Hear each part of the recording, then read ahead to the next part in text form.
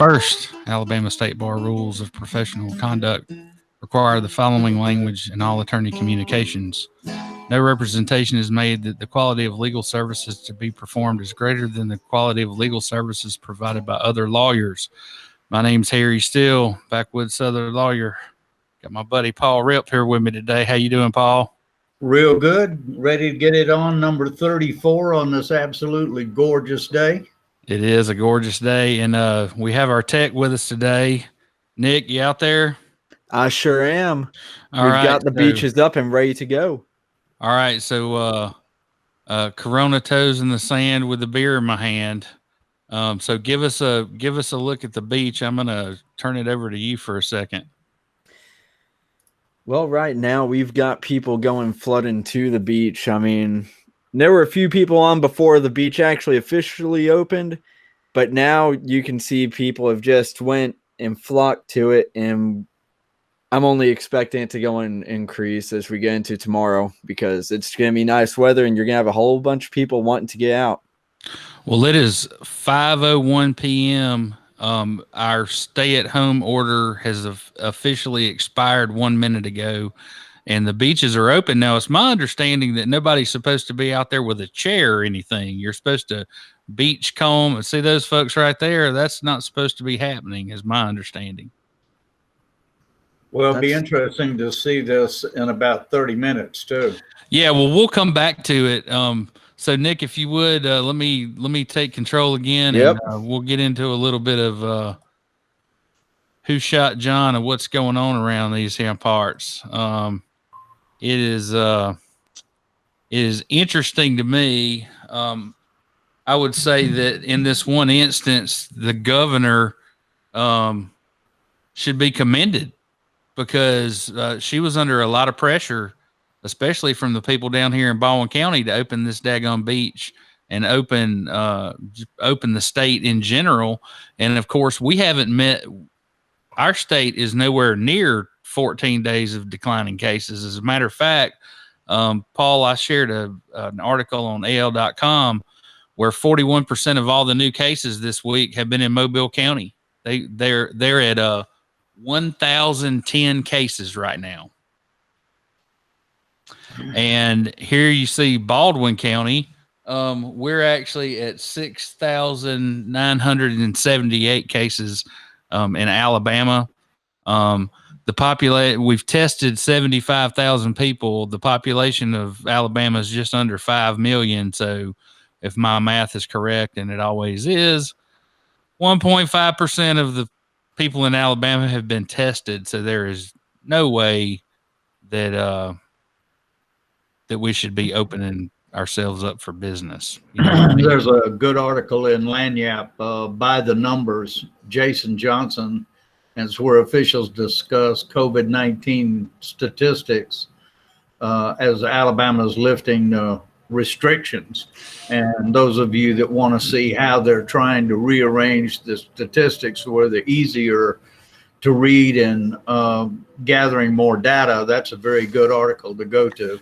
Well, if you'll just take a look at the screen, and last week, I showed you the first time we looked at the board, it was March 24th, and there were 242 cases. Then last time, 56, 54, and right now, this was 66, 87, and like I said, we're at almost 7,000 cases in Alabama, just shy of it right now. Yeah. And you can see from this week, last week to this week, how our color code changed in Mississippi. Tennessee went from red to this rust color, which you don't want to be over 10,000. Trust me. And of course, you see Louisiana, and like I said, everybody along this I-10 corridor is going to be over 10,000 before it's over with. At least that's my opinion. So here's what's new about the Safer at Home order. You're encouraged to stay at home. Businesses may open subject to sanitation and social distancing guidelines. Certain higher risk businesses are not allowed to open. Here is the proceed with caution updated statewide COVID-19 health order for Alabama. And we put this order is on our Facebook page also, but this is the order in its entirety as amended just a few days ago, and it's, as you see right here, April 30th at 5 o'clock. These regulations have changed, and what is not open are nightclubs, bowling alleys, arcades, concert venues, theater, tourist attraction, racetracks, indoor playground, adult entertainment venues. All them girls starving out there, Paul. Hairdressers, casinos, bingo halls, fitness centers, gyms, yoga, sports activities. That's what, like 2 more weeks? Barbershops, hair salons. That's right. So waxing salons, nail salons, body art, massage therapy. And then, of course, it says the beaches shall be open to gatherings of fewer than 10 persons. Anyone using the beach must maintain a 6-foot constant distance between himself or herself or other members of different households.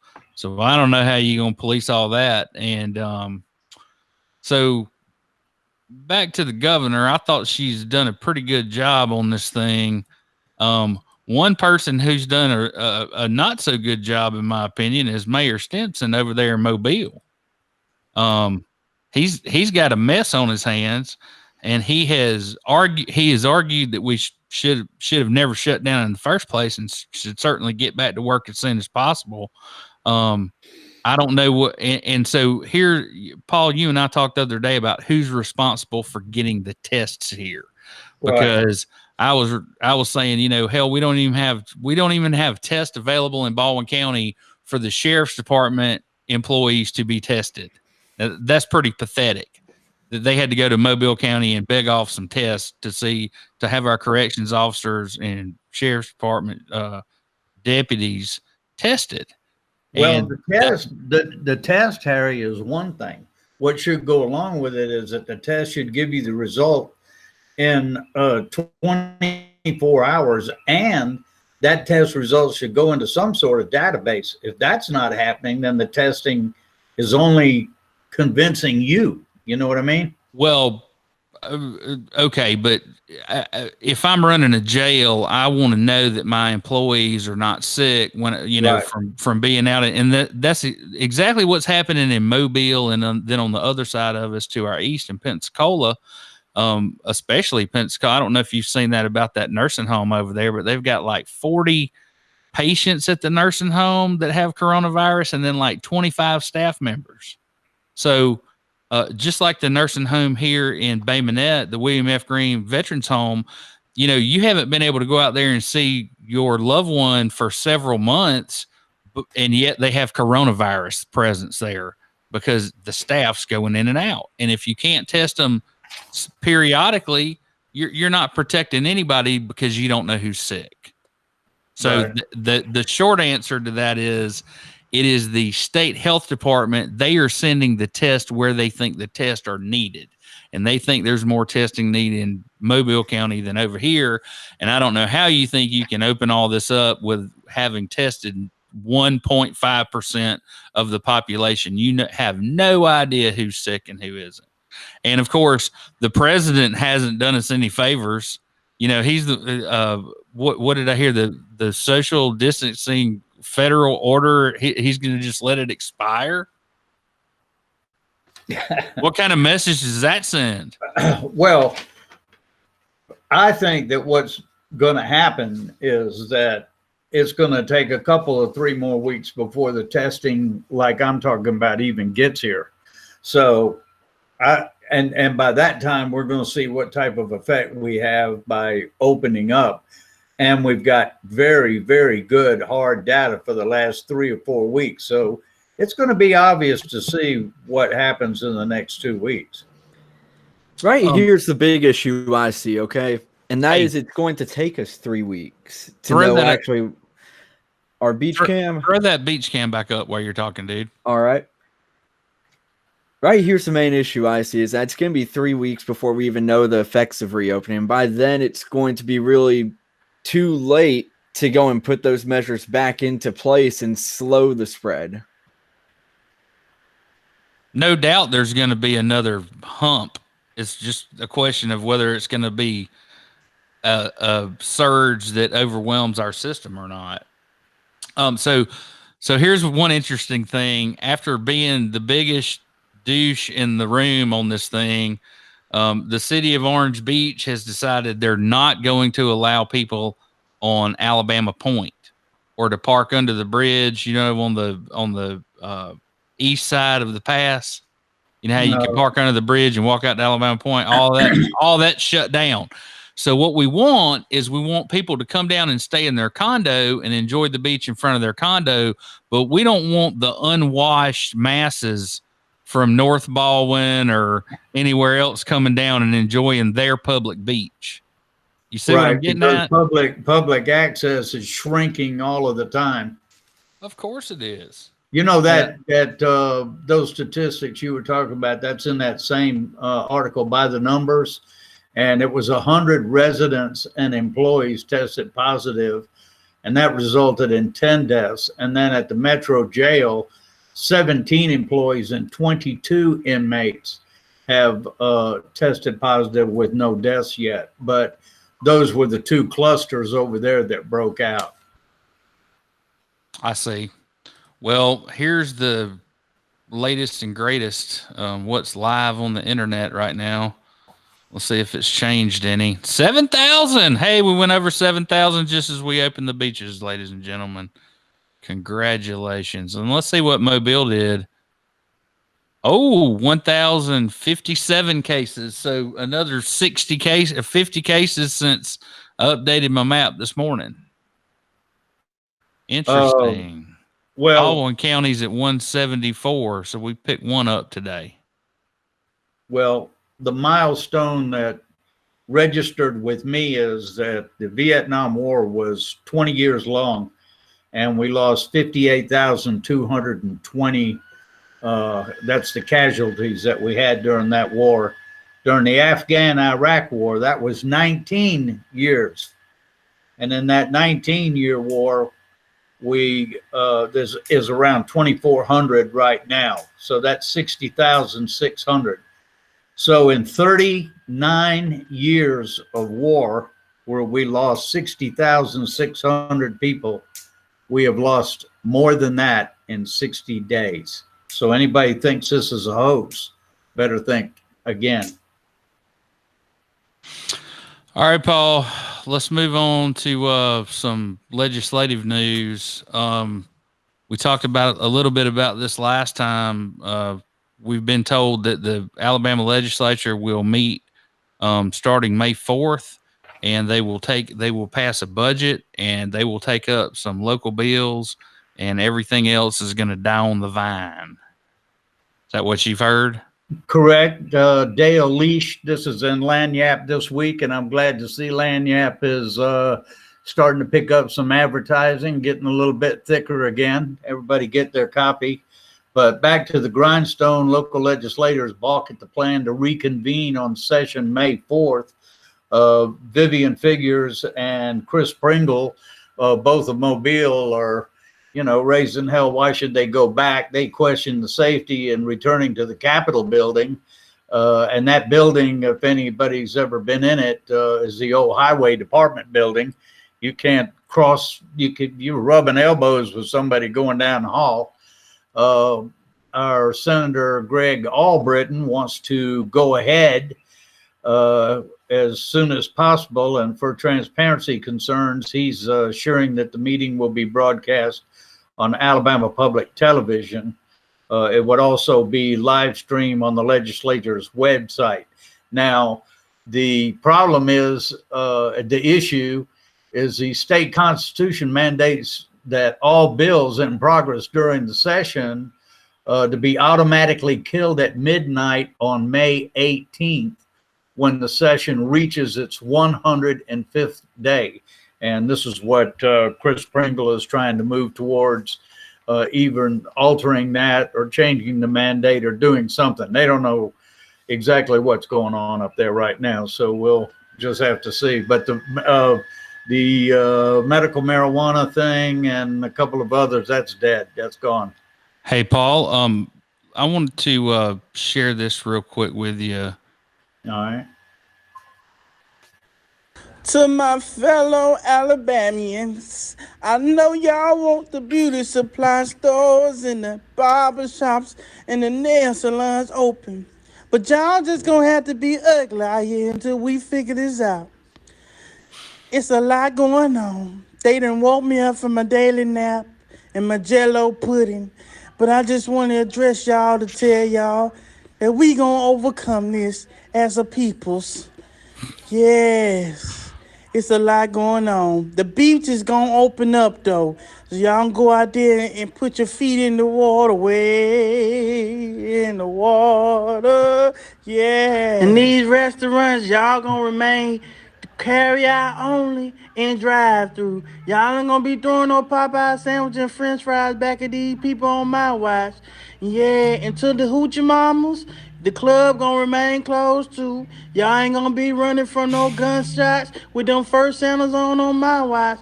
Yeah, like I said, back in the house you go. See y'all later. Goodbye. This your girl Ivy.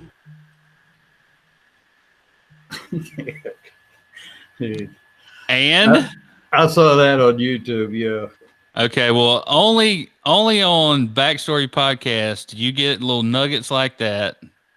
No one else is going to show you that kind of stuff, are they? Well, Paul? I agree with you though that I think the governor did the right thing. I don't know how she could have done. You know, she tried to hold it over, the whole thing over for another 2-3 weeks. I think everybody was totally freaked out. So I think dividing it in half is the best it could have been done right now. And let's just pray to God that, you know, it isn't a really, really serious mistake. So Paul, I want to talk to you a little bit about when I hear something and it just sounds absurd. Yesterday there was an article posted to the I guess this is the Press Register website, AL.com, about the Baldwin County Sheriff's Office arrested a man Wednesday morning for allegedly having a pipe bomb in his possession.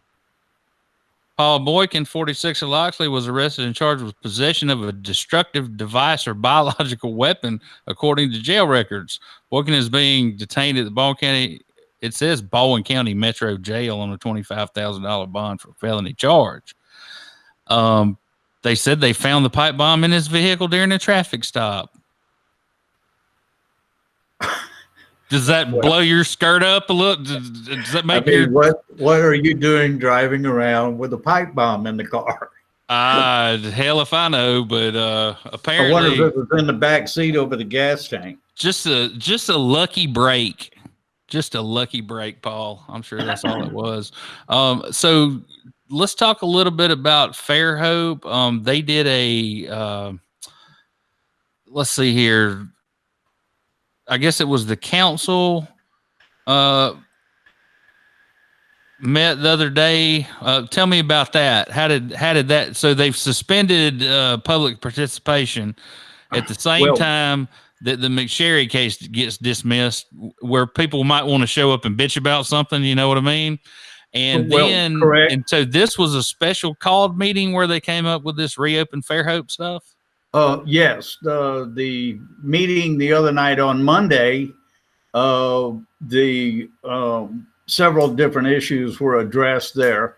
At that time, there was quite a debate between it was kind of a confrontation, angry confrontation between the mayor and Council President Burrell over the golf course of all things. They've been arguing over the damn golf course for weeks. And the mayor did close it originally. Well, that argument is over with, my friend, according to this infographic. No, that's correct. That's correct. So the council was complaining, or Burrell was complaining to her that the golf course was closed. She told him weeks ago that he could open it up. The council could, whenever they did, they could take the action. They had not taken the action in 3 weeks. And people were complaining even more. And if they wanted to change it, they could do it that night. And true to form, they immediately changed the agenda, added that to the agenda, open up the golf course. So everybody's happy that the golf course got open. That's primary. I guess that's essential. Then yesterday, I believe, Wednesday, they had a special call meeting where they have now implemented the May 2nd, 4th, and 18th plan. All right, which so you got that's posted. so Saturday is May 2nd. May 4th is Monday, and then let's see, the 18th would be a week or 2 weeks from Monday. So that I think that's all pretty ambitious to have City Hall, the library, the Nick Center, and the museum all open again. I'm anticipating And Saturday the pier's going to open. How many people you think will come down to the pier? I'm predicting the pier and places like the beach at certain spots in the beach are just going to be full because people have been cooped up too long, and they got this impression that, okay, it's open, so it's safe. And, you know, so you're going to have a lot of people that are, and tomorrow is supposed to be absolutely gorgeous like today. Well, I think, you know, the governor made a very strong stand on this, and she was very clear that we are far from out of danger, especially down here on the coast. And I don't know, I just think people are getting mixed signals, and it's not a good thing. I definitely think they're getting mixed signals. So, Paul, tell me, what was the RIP report about this week? Wonderful Wednesday RIP report was about the same council meeting that we're talking about. And one of the things that gets you is you go to these council meetings or you watch the work sessions. Now, you can watch the work session or the council meeting on YouTube. You can go to the Fairhope main page. Up at the top right-hand corner, you'll see a YouTube channel. You can go to that, and you can go and watch the meetings yourself. But anyway, at this particular meeting, two things were discussed. And the first one in the work session, which almost took 50 minutes of the 1 hour work session, was the first peek. And this also was covered in an article in Lanyap, Fairhope and Vale's design for $6.2 million pier project. Now, this is the first peek at a conceptual plan to redesign the space surrounding its landmark pier and park and public beaches. The $6.2 million working waterfront and bluff stabilization project funded by the Restore Act through the Alabama Gulf Coast Recovery Council. The design engineering phase was awarded to Goodwill Mills Kaywood. Goodwin Mills and Kaywood. GMC, huh? Yeah. Goodwin Mills and Kaywood. They've been around for a while. A lot of feedback back from the citizens through surveys and workshops. Now, you should see this is about a 10-acre park with 1,500 feet of waterfront. And the main objective is to reinforce pedestrian connectivity. And there's also in Lanyap, I believe this is one of the online articles, shows a lot of the drawings. The one thing I like about it is that it has jetties that are going to be introduced to the South Beach and in a more sandy beach, a very good design. Several of the councilmen asked some questions. Mr. Brown's question was to the would the top of the park be eliminated? And it would not be. It's not going to be touched at all. It's just going to have a grade that comes all the way down and make it a lot more walkable down to the bottom. And Councilman Boone, his concern, very good concern, was the seawall. How are you going to reinforce the seawall?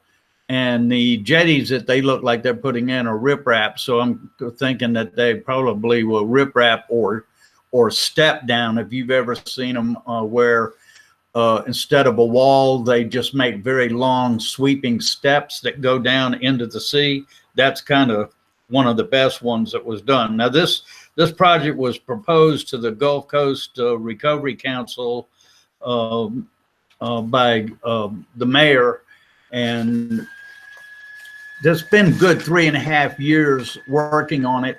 Jimmy Conyers, Councilman Conyers, has been working on it. He went into a big explanation to everybody as to how many events public participation, everything that was involved. One of the things that was stressed was that the project now is ready to move ahead. And one of the time-consuming things is the permitting. So they needed a nod to go ahead with the permitting or go ahead with the project, so where they could go to the next step. All I know is if there's one place you're going to get hit by an old person in Fairhope, it is right there at that intersection at the top of the pier. Yeah, And well, that is supposed to... Their that is gateway supposed to change intersection it. improvements. Well, I don't see much improvement there. I see a couple of sidewalks. It's like a Well, wishbone. I know that there is a difference up there because I read that they were doing a design difference on the road in that very point that you're talking about. But what was surprising was that the council was, pretty much in favor of everything. There was no real objection. They have been behind this for 3.5 years, and they took no action, nothing, zero, no comment, no reinforcement or anything. Well, the next meeting is until May 11th. So here we are, 2 weeks, 2.5 weeks, going to have to wait again to bring up and say the exact same thing again. But that article is in the Lanyap. Also, what we covered was the mayor's marketing plan. The mayor had a marketing plan that she wanted to introduce to the city to try to predict or help coming out of this with the tourism as well as exposure for the small businesses. And she was asking for $65,000. And one thing that she came up with was that the city of Fairhope, listen to this, Harry, the city of Fairhope is the only municipality in the 14 in Baldwin County that takes no gas tax. The average gas tax for the city or municipality is 1%. So she's proposing to get 0.5 cent of that and impose the gas tax, which they've never done. All right, then Sounds like a great idea. What are you going to do with the money? How much money is it going to raise? Do you already have a street repavement improvement program that's based on figures and numbers and trips per day? Well, this is one of the suggestions in going towards this marketing plan, which is 65,000. So Paul, let me say this. You and I both know that before Mayor Wilson was elected, the decision to pave a street was based on whose district it was in and who lived on that street. It was not based on need, and it wasn't based on numbers or wear and tear or anything else, as far as I'm concerned. Right. So, So long as here's where I would be if I were a resident of Fairhope. So long as I know that the money is going for road improvements that are needed based on need, I would be fine with it. And it's a penny. You'll never notice it, except when you drive down the streets in Fairhope, of course. That would create a pretty good little bit of revenue, so long as they treated it as a restricted fund, which I'm sure they would have to. Well, everyone is collecting the tax except Fairhope. This same thing that they did with the original Walmart. They lost millions with Walmart because they forced them out of town and didn't accept them. And then Paul, legislatively had to annex them. You moved to a town founded by a bunch of damn weirdos. And now you're bitching about how they do it. The single tax colony, and all that, in the organic school and some other kind of weird stuff. Not run of the mill history that you have in other places. Would you agree? Well, I agree, and we're going to get to that in another article. And the fact that are you a fee simple landowner where you are, or do you just have a lease and then the Fairhope Land Company owns the dirt under your feet, right? Correct. Yeah. So anyway, that's a long damn podcast that we'd have to do and get into some real good dirty business that went on back in those days. But anyway, this marketing plan, the federal government is spending literally trillions trying to keep everything on track. So you know, having a marketing plan, I think, is pretty smart. The other thing is that hey, Paul, you know what would be a great marketing plan? what? If people that beat the shit out of women got prosecuted in your town. I'm just saying. Move to Fairhope, get knocked off a bar stool. Everybody will treat you like a leper. Well, How about that. Well, what got me was that you had a waterfront project spent 3.5 years and the council took no action. Then you had a suggestion on the marketing plan to do something to help open up. The other suggestion was lodging tax, which is at 6%, raise it to 7%, which most people are at already. And they balked at it. Now, here's the part that gets me, Harry. We're talking about a $65,000 deal of marketing plan.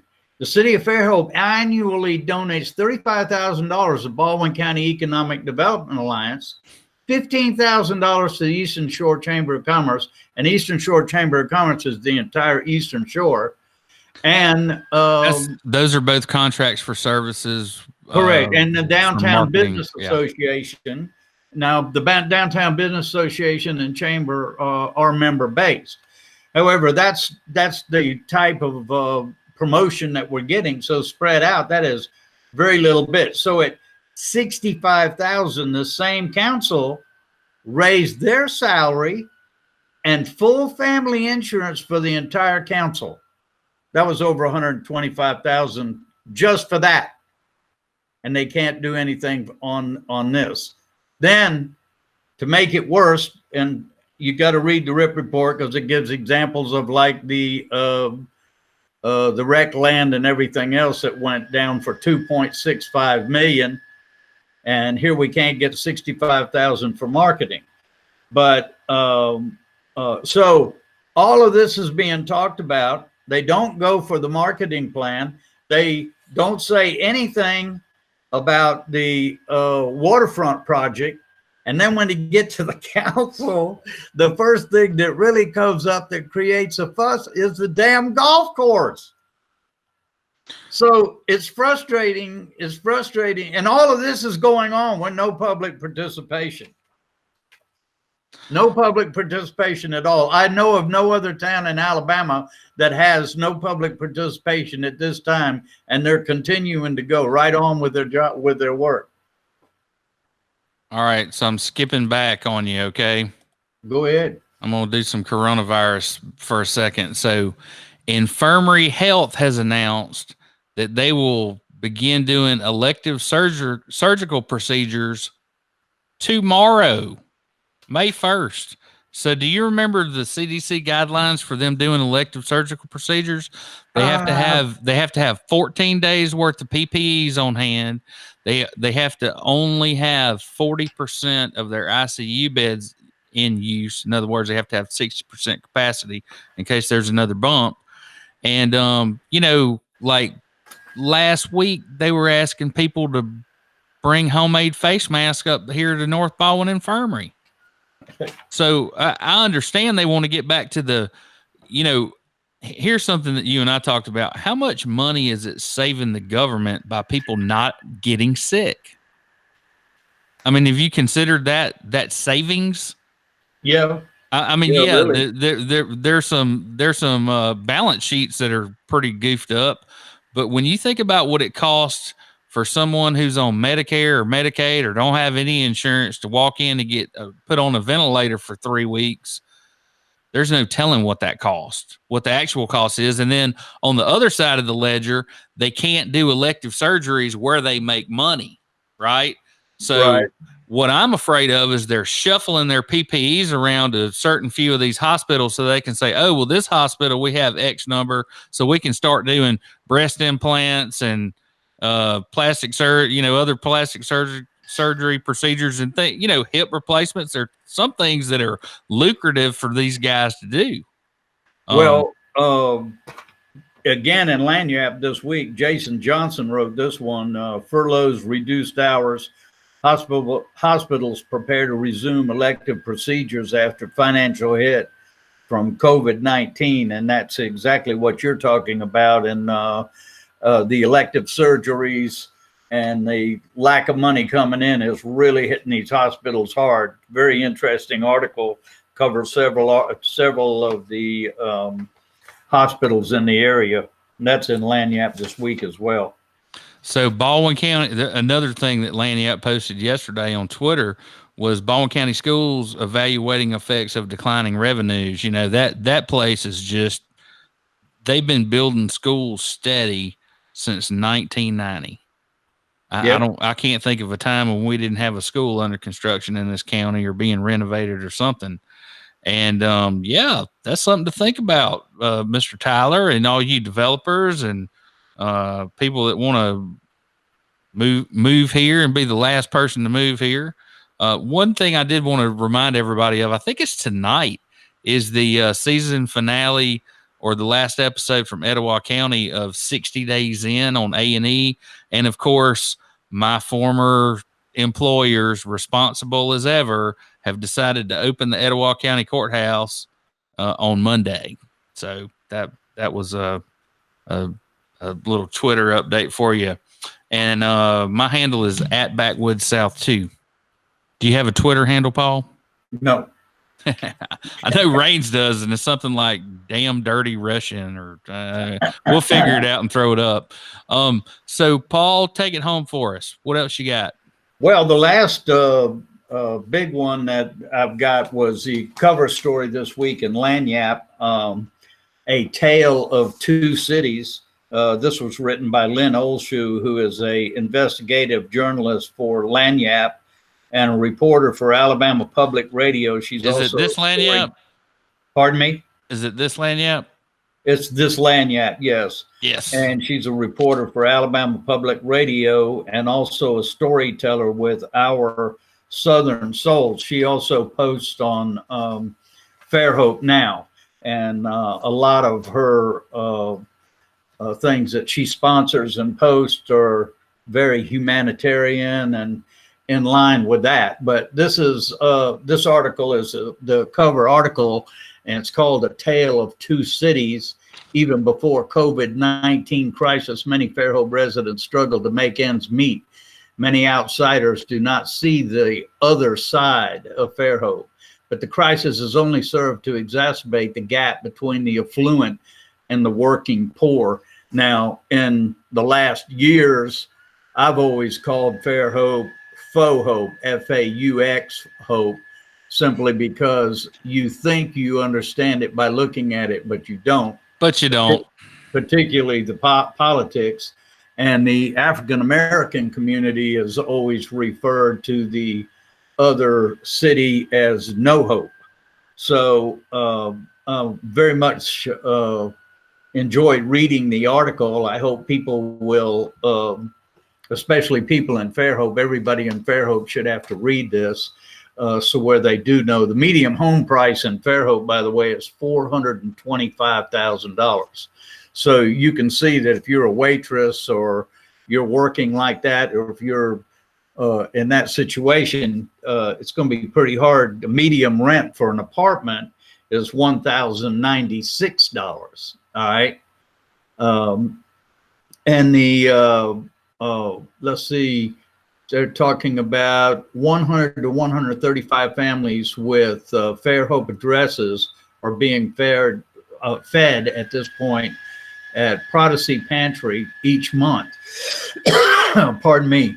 Dean Servos, the agency executive director, said a family of four making less than $33,475 per year qualifies for the food assistance. However, the first 4 weeks of expanded service between March and April, Prodigy served 3,045 families. More than 900 had never used a pantry, and 32% were from the Eastern Shore. So let's see. Oh, one of the other things that's happening too, they're talking about, is the amount of pets. They're getting 20 to 30 calls a day at the Baldwin County Humane Society. The article goes on to talk about the experiences of a couple of people as well, and you know what it's like to try to live in Fairhope. The one thing, and I mean, and they quote several different people. One of the things that you wouldn't think about is the payday loans. Advanced America is one of them. Candace Strong, she was talking about they do about 200 payday loans at any time, and they don't do any now because there's no payroll. And those loans generally cost $17.50 on 100 borrowed. So those have just evaporated. Pastor Chris Bell at Three Circle Church said, Fairhope's prosperity and perfect surface is a veneer that covers many deeper problems. Wow, that's pretty much said right. Fairhope, people see Fairhope as a flourishing utopia where people build bigger and bigger houses with a boat, the perfect kids, the perfect life, he explained. But there's something darker underneath the veneer. Under the surface of Fairhope, more families struggle than we want to admit or imagine. Some people are hurting, getting left behind and forgotten. I can tell you that my 16 years experience in politics in Fairhope, that no mayor prior to Mayor Wilson ever did anything for the African American community. And this council should be embarrassed because they're the ones that stood in the way of the African community getting the recreation fields.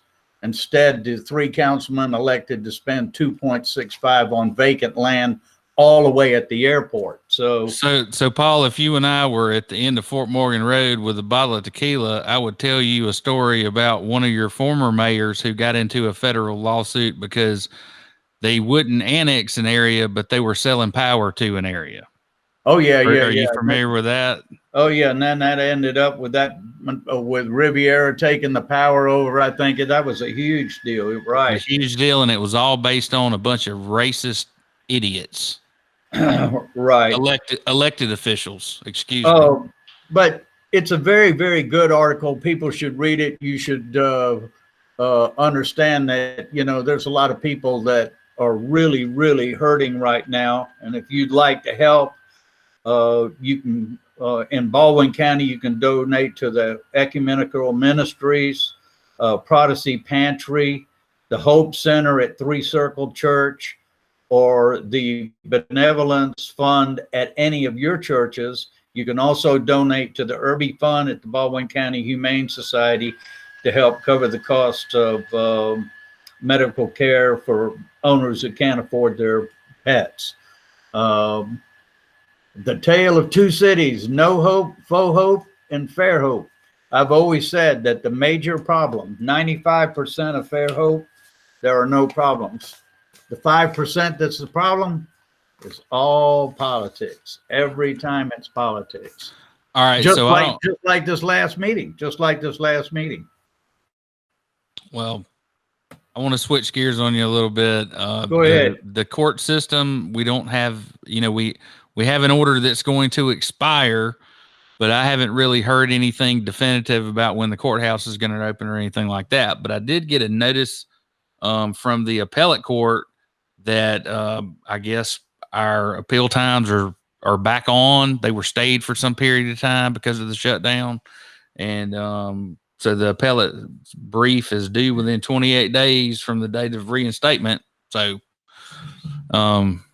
they said go, and so at least in appellate practice, that seems to be business as usual. Well, I sent you an article pretty late, right before we went on the air, about the district attorneys. They're funded by the courts pretty much, and since the courts are shut down, now there's fear that the district attorney offices throughout the state could run out of money by September or October and couldn't even make payroll. So that's collateral from the COVID-19 case. Virus. And speaking of the district attorney, just to let everybody know, in the McSharry case and Paula Donardi, I have copied to the FBI, District Attorney, Attorney General, all the letters that were reviewed on the last podcast. And so when we get an update on that, we'll let you know what's going on. What you got, Eric? That's pretty much it for me. I've had a pretty good belly full of it this week. I don't know about you. I'm looking forward to tomorrow, and I'm going to keep an eye on that beach cam. We'll throw the link down in the description. Can you go back to it now? I don't know where Nick is. He's run off. Oh, okay. All right. Oh, there he is. All right. Yeah, I was curious. Oh, yeah, that's quite a bit more activity picking up already. All right, so I'm going to leave y'all. They y'all. got the chairs. Look, they brought the chairs out.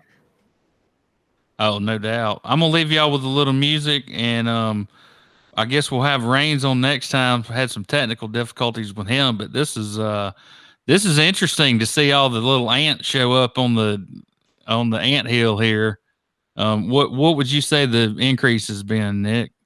Oh God, it's been a lot. I mean, you figure whenever we started, there were a few families out there in the water, and now you've got people sitting all across the beach, and they're bringing out the darn chairs. Right. Well, before we go, let me remind everybody they can go to rippreport.com, Rip Report and Baldwin County Legal Eagle on Facebook. Of course, we have the Backstory podcast. The Rip Report's not for profit. You got something you think we're interested in talking about or should know, let us know. And God bless and have a safe weekend. Yeah, everybody be safe, and you guys be good. See you, Paul. All right, take care. Bye, Nick.